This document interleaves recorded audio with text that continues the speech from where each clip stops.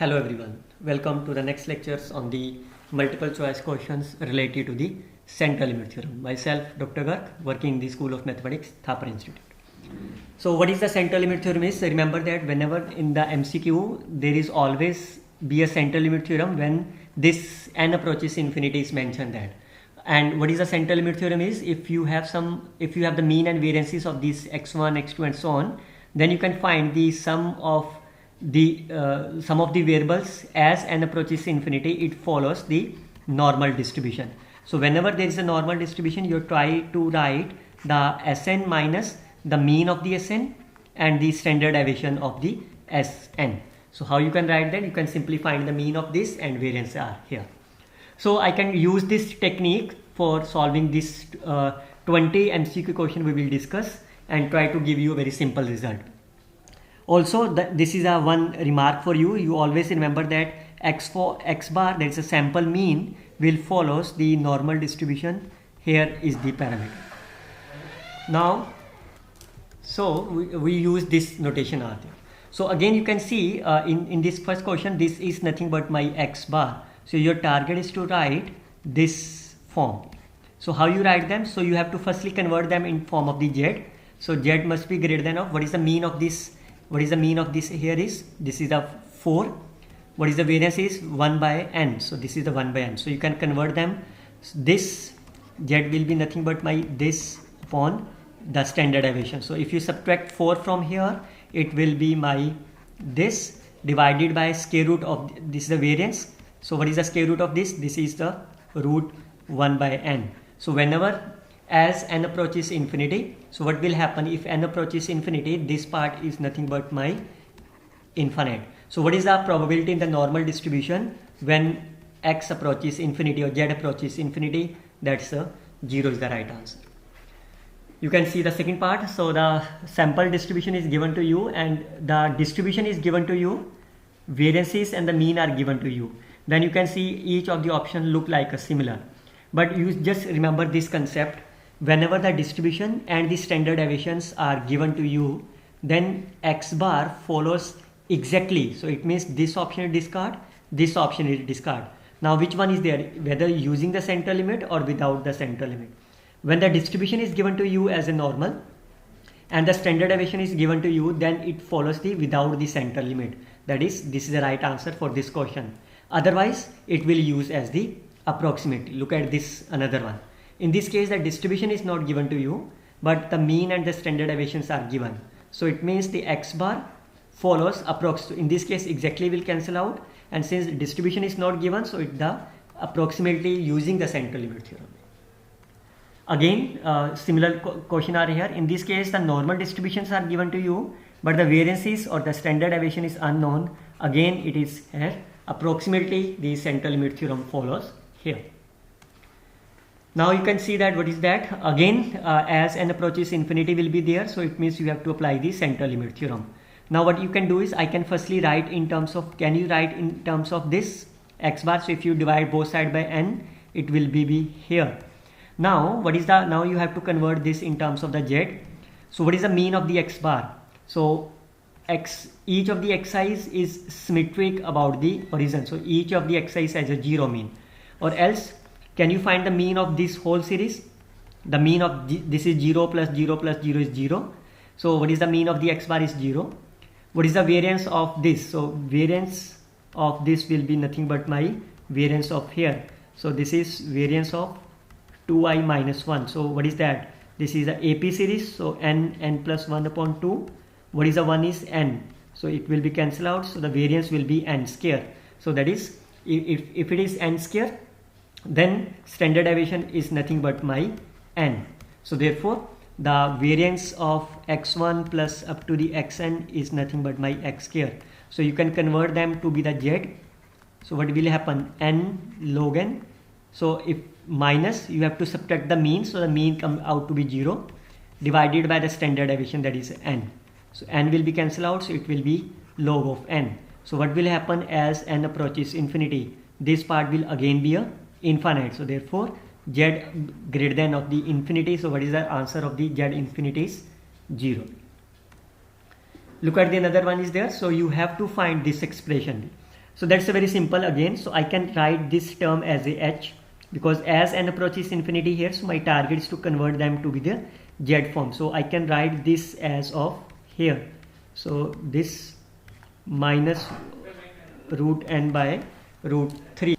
So now your target is to find the mean of this h and the mean of this and the variance of this h, so that you can convert this h into the z form. So what is the mean of this h? In order to find the mean, there is a need of the mean of the EY. So what is the mean of the EYN? So it will be 1 by n is outside. What is the E of the x1 is 1. So they are identical and independent. So this is a 1 plus 1 plus 1. How many times? N times. So the mean will be 1. How you find the variance of the yn is, sorry, this is the yn, so I have to calculate here. What is the variance of this is 1 by n square. What is the variance of the x1 square? So you can write this as expected value of the x1 4 minus of here. So what is that? This is nothing but my 3 minus 1 is my 2. So this will be 2 plus 2 how many times? N times. So it will be my 2 by n. So therefore you can substitute here. So it will be my, if you, the mean of yn is my 1, so it will be cancelled out, so again it will be 1. What is the variance of this? It can be written like this way. What is the variance of the constant quantity is a square times variance of the n. Now you can convert this quantity, that is a limit, z is less than of the 2, or h is less than of the 2. So you can subtract firstly mu, that is a 1 on both sides, it will be here. Now you can divide by the square root of this. So what is that? This is nothing but my square root of the variance of the h. So what is the right hand side? It will be nothing but 1 plus root n by root 3 and 2 by root n, root 2 by root n. So what will happen as n approaches infinity? So if n approaches infinity, this will be 1 upon this. So after the simplify, what will happen? If you simplify them, it will be here as root 3n divided by root 3 plus here of this. So by dividing both sides by root 3, so you will get the expression as of here.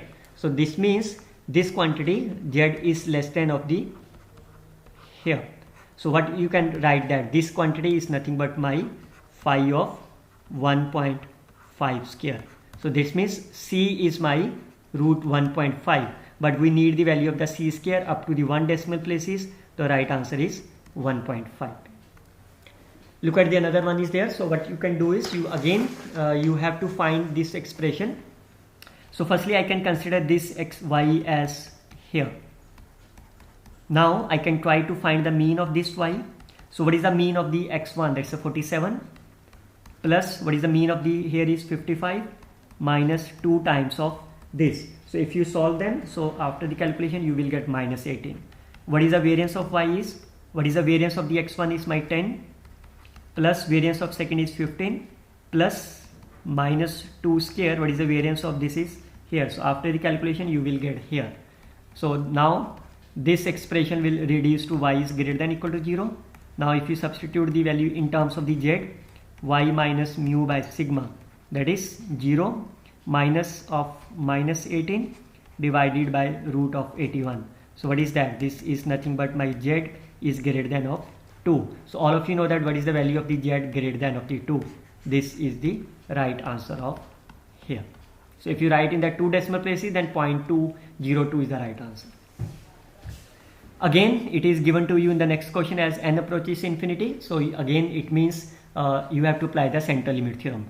What is given to you? That's a uniform distribution. So xi's follow the uniform distribution over this. So what is the mean of the xi's be? So if it is follow the uniform distribution, the mean will be a plus b by 2. So here, what is the variance of the xi's? If it is uniform distribution, the variance will be here. So if you substitute, this will be here. Now you have to find right y. So since yn is nothing but my here, so I want to convert this into the z. So what is the mean of the yn? So since it is given to you the IID, so if xi has a mean half, the sum will be nothing but here. Similarly, you can find the variance of this is n by this. So therefore you can substitute, you can convert this value, you can subtract the mean, that is n by 2 on both sides. So what will happen? This will be here. Now you can divide what is the standard deviation is n by root 12. So what will happen? This is nothing but my 1. So what is the value of the z less than equal to 1 is 0.8413 is the right answer. Look at the another one is, if xn follows the chi-square distribution over here. So this is nothing but my chi-square distribution. And all of you know that once a chi-square distribution, the mean is nothing but my n, that is called as the degree of freedom, and the variance is nothing but my 2n. Then the limiting value of this. So limiting value means that is a n approaches infinity. So that's a very simple. You have to find the mean of this. You have to find the variance of this. And then we will check whether it's follow the normal distribution and so on. How you find the mean of this is this of expected value of here. This is 1 by n4 is outside, variance of the xn. So since xn follows the chi-square distribution, so what is the mean of the xn? That's a 2. So if you substitute here, the answer is 1 by n. What is the variance of this is 2n. So if you substitute here, this will be here. So what will happen as n approaches infinity? This will goes to the 0. This will goes to the 0. So this option is discard because the 1 means the variance. Division a to 1 is also goes to cancel out because both are approaches 0. So the right answer is division a to 0. Again this option is discard because the mean, this 1 is represented for the mean, 2 is my variance, but mean is both are 0. Again in this case, in the communication are there, what is the probability that it will be more than of the 120. So remember that this phi is my CDF of the normal distribution. Whenever there is a greater than sign, so your target is to write here. So it means the option will be 1 minus. So this option cancel out, this option cancel out. How you find that? So that's a very simple. Again, what is given to you? N is given to you as a 1000 bit. What is the probability of them will be my 0.51. So since this is the finite value, so you can approximate them with the help of the binomial distribution. What is the mean of them? It will be 100. What is the variance of them is NPQ. So if P is my 0.1, Q is my 0.9, so it will be my 90. So you can substitute them here. So it will be Z 120 minus mean upon standard deviation. So what will happen? This will be 20 by 90.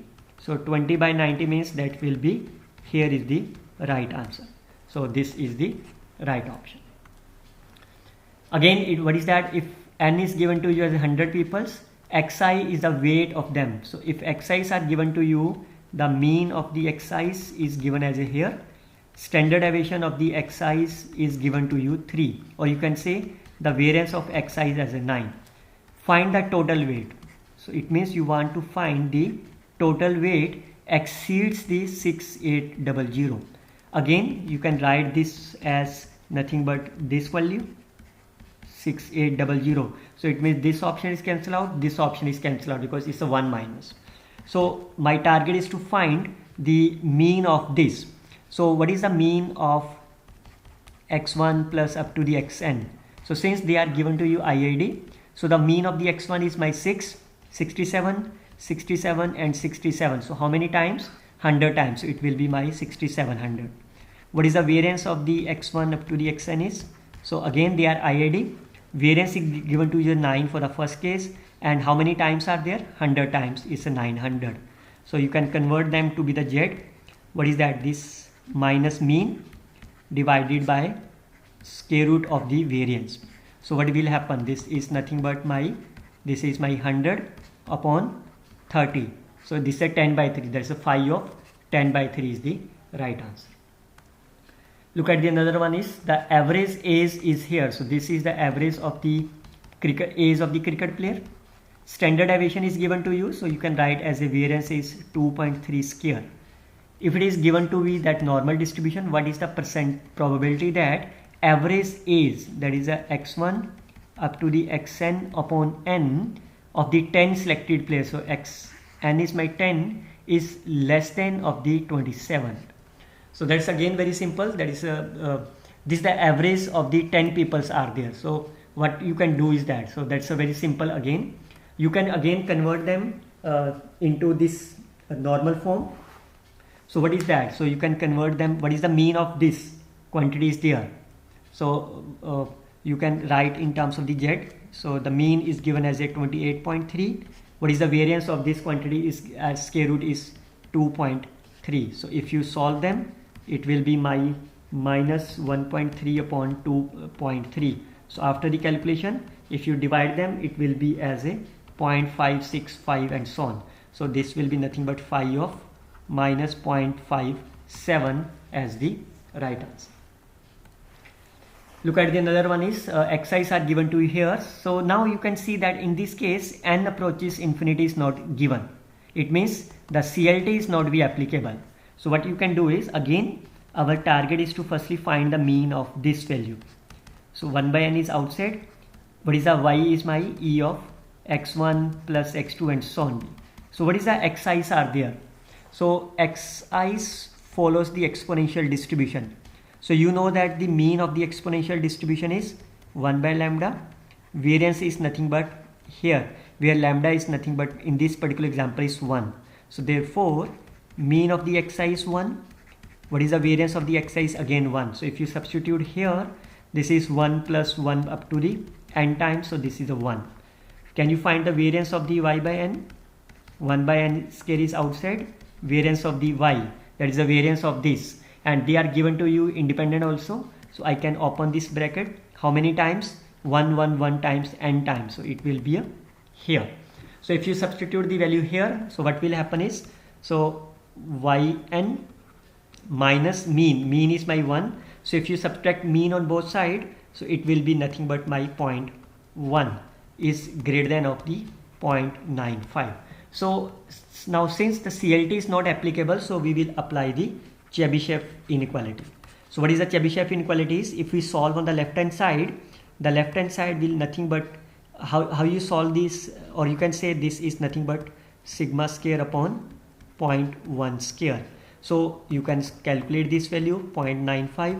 What is the sigma square is, variance is 1 by n, 0.1 square, that is nothing but 100. So if you solve them, this is a 0.05, this is 100 by n. So what is the answer of this? If you solve them, n will be my 2000. So which one is the right answer is? None of these is the correct option.